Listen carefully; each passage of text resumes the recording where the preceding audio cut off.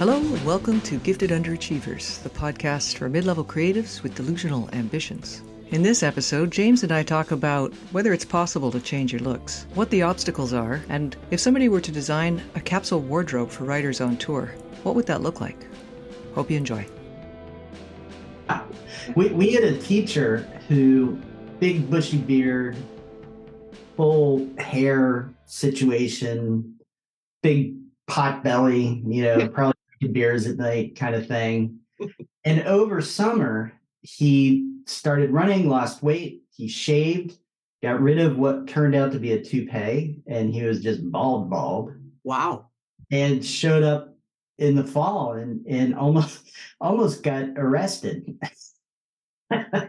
Really? Nobody, yeah. Well, he walks in and nobody knows who he is.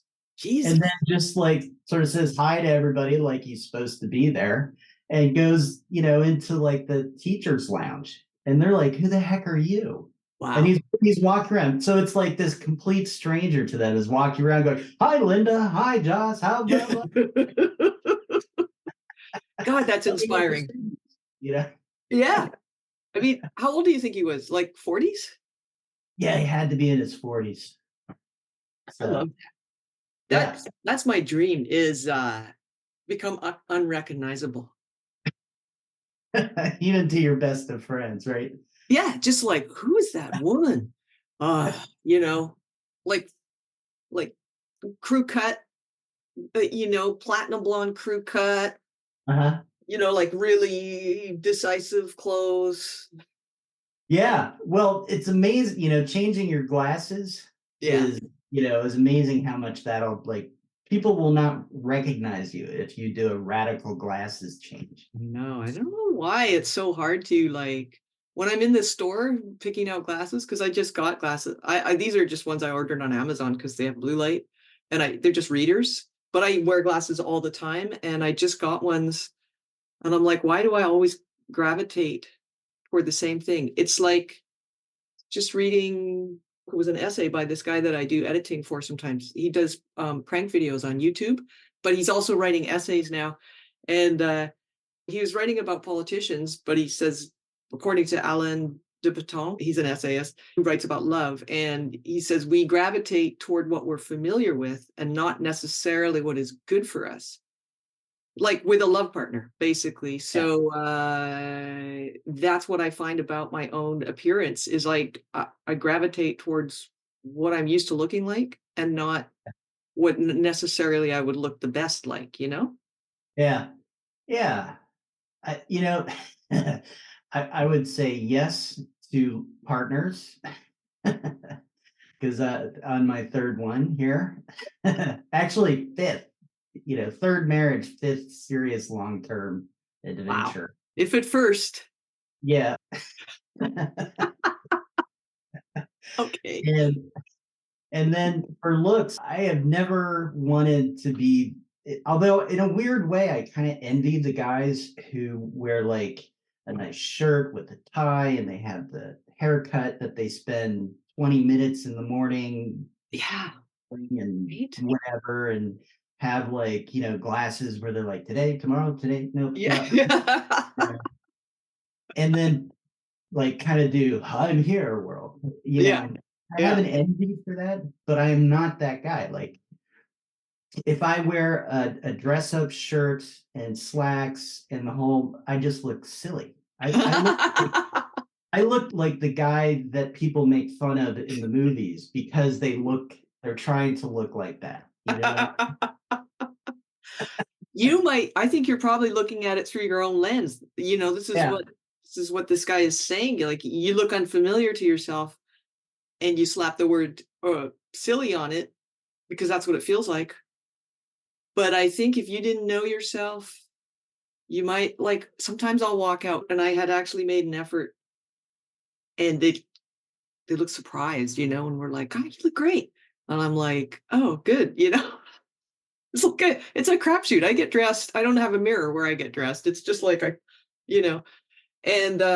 you can't go wrong with, well, you can actually, but with one color underneath a different color. Like, so your pants and your t-shirt or whatever are the same Uh, color, and then you put a different color jacket on, which is what I did today. But this jacket, my mom just gave it to me. My brother gave it to her in Japan, and it's like 9 miles too big for her. And it's not my style at all. uh, It's very Martha Stewart. Is she the jailbird?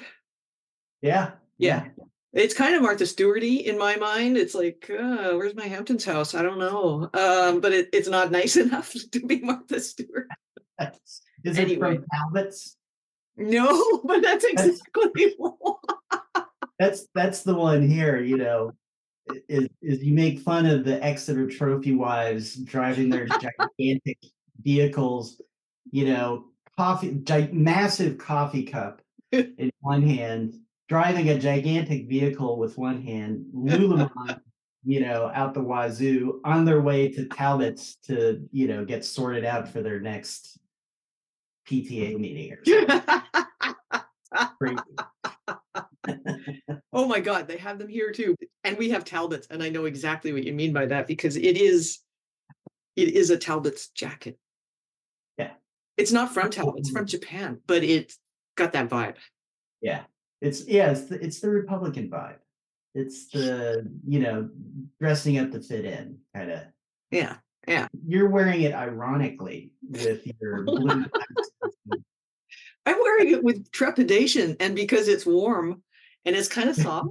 But when I go out, I will probably take this off and put on my cardigan from Banana Republic, which is like, I look like a dude, which is, I'm more comfortable.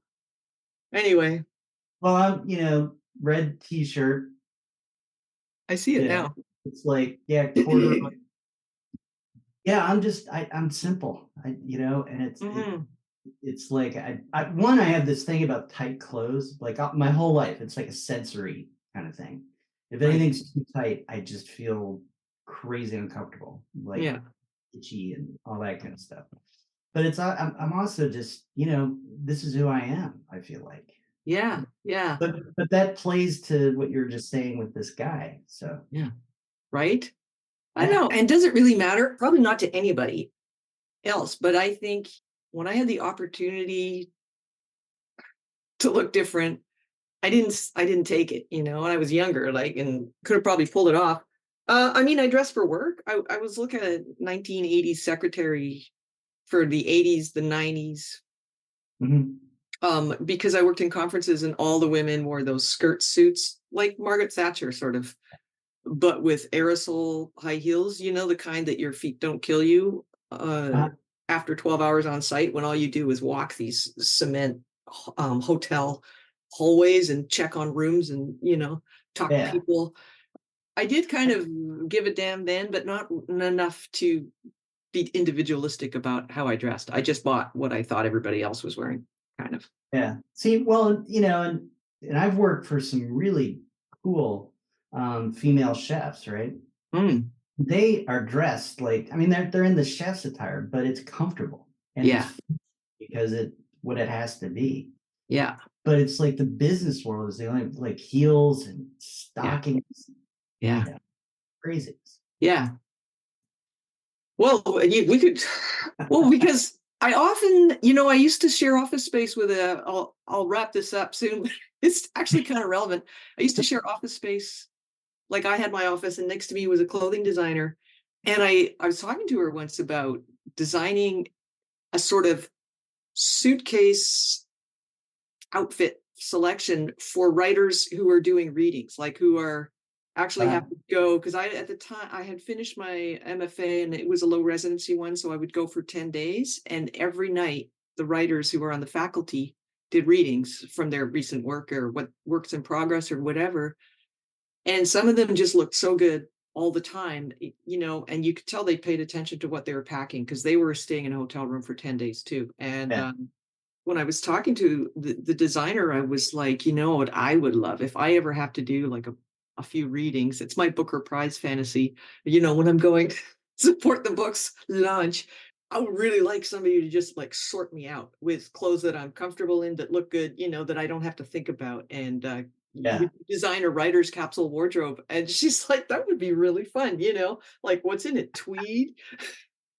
cotton, silk, what do writers wear? And Yeah. which ones does it matter what they wear? Like, think about John Irving, right? I saw him read tight slacks, like a collared shirt. Yeah. He was just oozing fitness. Mhm. Yeah, he's an exercising guy. Yeah. Big Yeah. time wrestler. Yeah, I saw the best reading I've ever been to, and it was the best by like miles and miles. He read, and he was like the slumpy old man dressed, I mean, like 1970s era English professor kind of thing. Right. And his reading was the most incredible thing I've ever heard. Wow. It was so good, and so I don't know if his aura had anything to do with it, or if it was just the way that he went about it, the Yeah. words themselves and his presentation. Or his material.